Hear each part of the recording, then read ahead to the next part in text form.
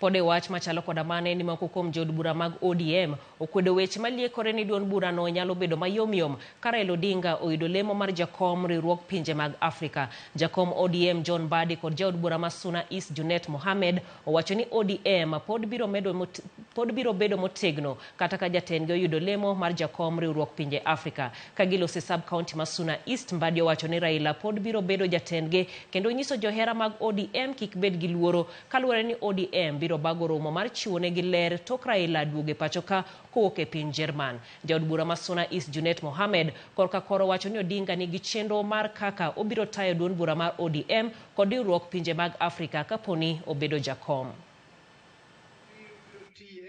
I want to be very clear about this speculation and talks about Raila Odinga expressing interest to become the chairman of African Union Commission.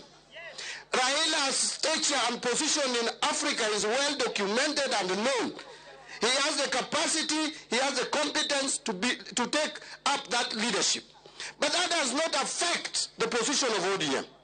As a party, when Raila comes back from Germany, we are going to sit as Central Committee to make a pronouncement on the future of ODM. And I want to tell you, there is no cause for alarm.